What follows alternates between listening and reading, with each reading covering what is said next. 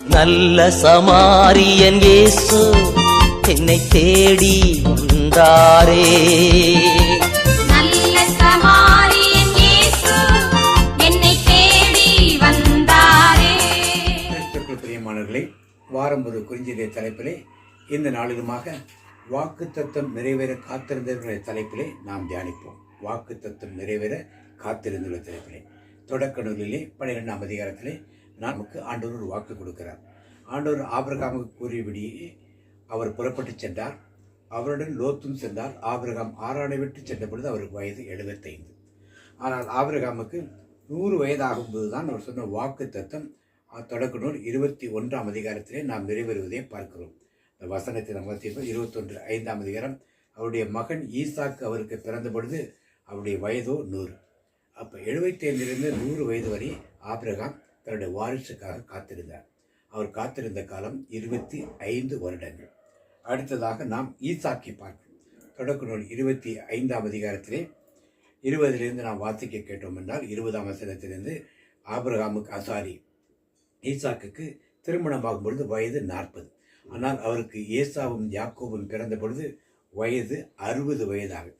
So பிள்ளை பாக்கியத்திற்காக ஈசாக்கு 20 வருடம் காத்திருந்தார் என்பதை நாம் பார்ப்போம்.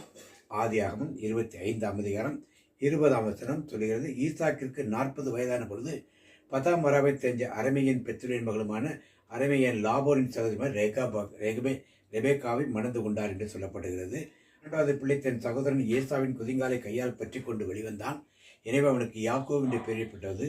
அவர்கள் பிறந்தபொழுது ஈசாக்கிற்கு வயது 60. பிள்ளை பாக்கியத்திற்காக ஈசாக்கு 20 வருடங்கள் காத்திருந்ததை வேதம் நமக்கு கற்பிக்கின்றது. யோசேப்பை பார்க்கிறோம். தொடக்க நூல் 37ஆம் அதிகாரத்திலே அவர் ஒரு கனவு காண்கின்றார். ஆண்டவர் இந்த கனவு வழியாக அவரோடு இருந்து பேசுகிறார். இந்த கனவை நான் வேதத்தின் வழியாக வாசிப்போம். 37ஆம் அதிகாரம் 2ஆம் வசனத்திலிருந்து 7ஆம் வசனத்தில் சொல்லப்படுது, நான் வயலில் அறுத்த அரிக்களை கட்டும் பொழுது திடீர்னு எனது அரிக்கட்டு எழுந்து நிற்க உங்கள் அரிக்கட்டுகளின் அறிக்கை சுற்றி வணங்கின என்று அவர் சொல்லுகிறார். இங்கே சகோதரர் அவரை வணங்குவதை பற்றி சொல்லுகிறார். ஆனால் இது நடக்கும் பொழுது யோசேப்பு வந்து பணிந்து கொள்ளும் பொழுது யோசேப்புக்கு 37 வயதாக இருந்தது. 17 வயதில் கனவு கண்ட அவருக்கு இந்த கனவு நிறைவேற 20 வருடங்கள் ஆயிற்று. தாவீதை பார்க்கிறோம். 1 சாமுவேல் 16ஆம் அதிகாரம் 13ஆம் வசனத்திலே, உடனே சாமுவேல் எழுந்து எண்ணெய் கொப்பி நிறைந்த கொம்பை எடுத்து அவன் சகோதரன் முன்னிலையில் அவனை திருப்பொழிவு செய்தார். அன்று முதல் ஆண்டவர் ஆவி தாவீதின் மேல் நிறைவாக இருந்தது. சாமுவேல் ராமுக்கு புறப்பட்டு சென்றார் என்று தாவீதை அபிஷேகம் செய்யும்போது 17லிருந்து 20 வயது வரை தாவீதுக்கு இருக்கலாம். அந்த வயதில் இருந்தான். ஆனால் தாவீது ராஜாவாகும் பொழுது அவருக்கு வயது 30 என்று தாவீது ராஜாவாக முடிசூட்டப்படுவதை நாம் பார்க்கிறோம்.